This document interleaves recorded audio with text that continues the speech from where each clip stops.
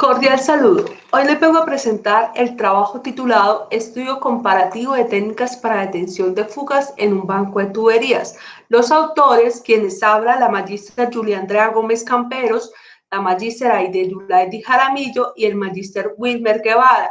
Pertenecemos a la Universidad Francisco de Paula Santander Ocaña, los dos primeros autores, y Wilmer Guevara pertenece a CENOA del Servicio Nacional de Aprendizaje, SENA. Este proyecto nace de una problemática o necesidad. ¿Cuál es esa problemática o necesidad? Las fugas en tuberías, ya sean en tuberías de agua, en tubería de gas o en tubería de petróleo. ¿Debido a qué se dan estas fugas? A la corrosión exterior o corrosión interior debido al desgaste de la tubería, a fuerzas de la naturaleza como maremotos, terremotos o acciones de terceros como daños o atentados contra los oleoductos, por lo menos en Colombia, en norte de Santander y en la región del Catatumbo es muy común estos atentados contra los oleoductos. O también se pueden dar estas fugas debido a las operaciones incorrectas, a un mal mantenimiento de la tubería. Aquí vemos cuatro tipos de fugas. Una es ruptura, cuando se hace esto, se estalla lo que es el tubo. Otra es perforación, cuando hay una fuga por un mal mantenimiento. La otra es fisura y el otro es reventamiento por la antigüedad de la tubería. Las fugas que nos ocasionan, que no son visibles, significan pérdidas de producto. Y si no son renovables estos productos, como en el caso de petróleo, gas o el agua, que no son productos renovables, ¿sí? Mientras no sean reparadas, hacen daños a la estructura y daños ambientales que según sea el tiempo que lleve la fuga o la magnitud pueden ser irreversibles. Pérdidas económicas, paro del proceso mediante sea la reparación del daño, daños a personas que pueden resultar heridos o muertos. Hablamos de combustibles o químicos peligrosos como el petróleo o el gas, o sea, puede ocasionar fuego, pérdidas ambientales y sociales como es la contaminación de ríos, la contaminación de bosques o la quema de bosques con la parte de la fuga. La metodología que utilizamos en una primera fase, revisamos las condiciones actuales de las fugas que hay. Luego hicimos una segunda fase, que es una fase de exploración biográfica. Entonces miramos qué métodos ya han propuesto sobre las fugas y cuáles de estos métodos se aplicaban a agua, a lo que es gas o a petróleo. Después hicimos una fase de diseño de experimento. Entonces montamos un banco de tuberías para poder experimentar las técnicas que vamos a comparar en ese trabajo. Igual, y después hicimos una fase de modelamiento y simulación de ese banco y por último hicimos la fase de divulgación de resultados. La metodología que utilizamos fue un enfoque cuantitativo de tipo experimental. La primera técnica que propusimos con las investigaciones que generamos fue la técnica generador de residuos. Entonces, ¿en qué consiste esta técnica? Iniciamos un algoritmo, adquirimos los datos por medio del sensor de flujo. Entonces, tenemos en el banco de tuberías un sensor de flujo, un sensor de presión a la entrada, un sensor de flujo y un sensor de presión a la salida. Una tarjeta de adquisición de datos para adquirir los datos de flujo y de presión, y obtuvimos eso por medio de un periodo de 1 hora, mientras se estabilizaba el sistema para poder detectar el límite inferior de la señal de flujo y el límite superior. Entonces, si el límite inferior si el flujo era mayor que el límite inferior de la oscilación del flujo, sí, y entonces preguntaba si ya se había restituido esa señal, y si sí, entonces era una falsa alarma y volvía a empezar el algoritmo. Si el límite no era superior al límite inferior de oscilación del flujo, no se detectaba, no había una fuga que detectar y se devolvía. Esto es muy importante en la parte de que si el sistema está estable, pues no hay una fuga, entonces vuelve otra vez al algoritmo a preguntar. Sí, entonces pregunta si ya se ha restaurado la señal. ¿Por qué? Porque puede ser que la fuga se haga porque se dañó la motobomba o algo así y se vuelva a restaurar, o una falla de electricidad. Entonces, si se restauró, hay una falsa alarma y vuelve otra vez al algoritmo, otra vez a testear. Si no, entonces el algoritmo me da alerta, se ha detectado una fuga y se inicia el algoritmo de localización de fuga. Aquí podemos ver los resultados, podemos ver lo que es el banco en tiempo real, adquiriendo los datos de flujo y presión. Diseñamos el instrumento virtual para la adquisición de datos, luego desarrollamos los modelos por medio del software de MATLAB, todos los modelos matemáticos, tanto cuando había fuga como no había fuga. Luego implementamos todos estos modelos matemáticos y el algoritmo anterior mencionado en un instrumento virtual que desarrollamos en LabVIEW. Y ahí podemos ver los resultados. Cuando no hay fuga, pues el algoritmo no lo detecta. Cuando hay fuga, el algoritmo, el instrumento virtual, pues me emite una alerta, un mensaje diciendo que hay una fuga en la tubería. Otra técnica que utilizamos fue la técnica de lógica difuso, o la que propusimos. Entonces, empezamos con adquisición de datos. Entonces, adquirimos los datos en tiempo real, ¿sí? Del banco que desarrollamos.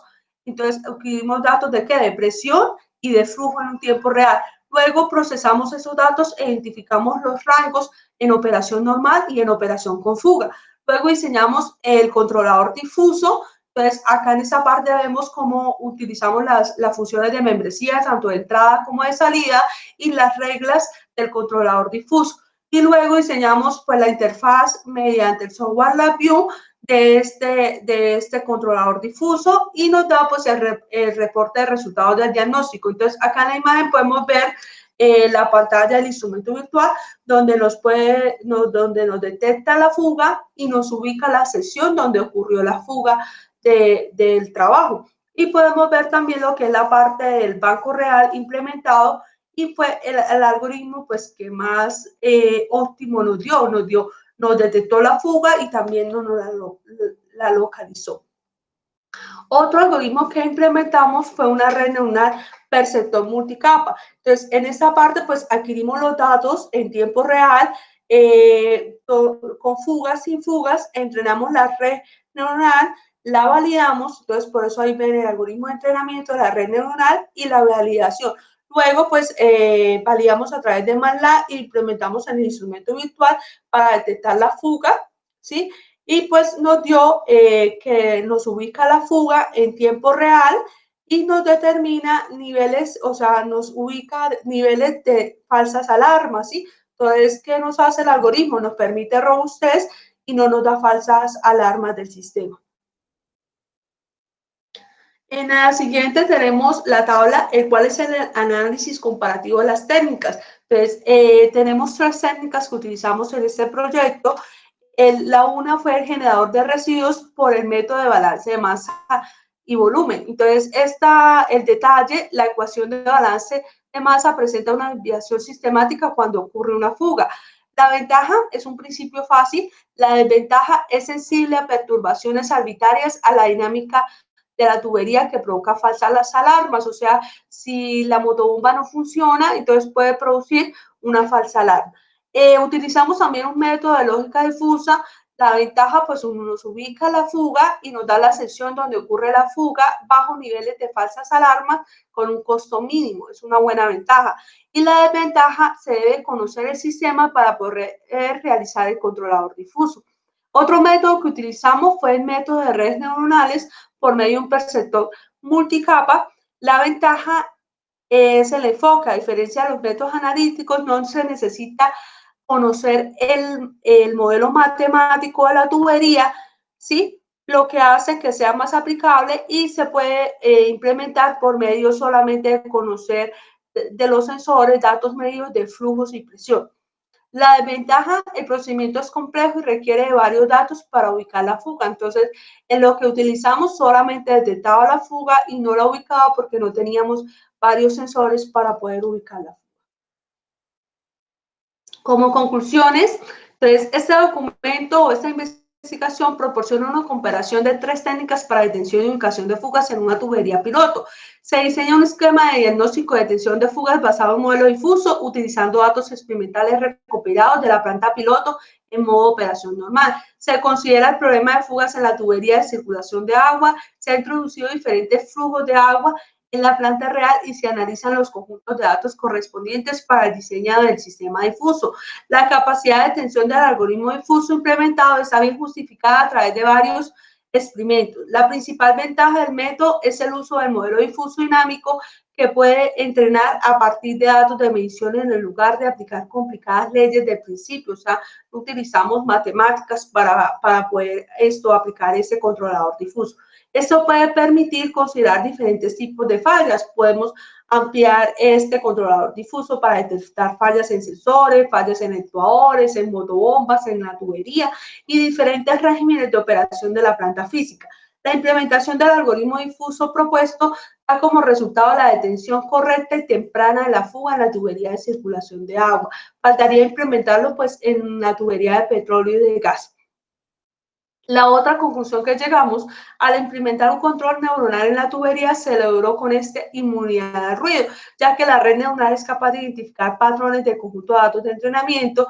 La red neuronal utilizada, el preceptor multicapa, presenta o muestra una capacidad de procesamiento y clasificación correspondiente rápida que proporciona un buen rendimiento en la detención de la fuga, pero comparada con el método de lógica difusa, no permite ubicar la fuga, solamente la detecta, o sea, necesitaríamos más sensores y más datos para poderla ubicar también. Los resultados obtenidos por el sistema son satisfactorios considerando los bajos costos computacionales involucrados. Se puede incorporar la estructura de control y supervisión de la planta sin necesidad de un sistema dedicado. El establecimiento de una nueva rutina de supervisión puede eliminar el error de las pequeñas variaciones mediante la supervisión continua del proceso. Hasta acá, pues, es lo que hemos desarrollado el proyecto. Entonces, no sé si hay preguntas. Quedo pendiente de las preguntas. Gracias.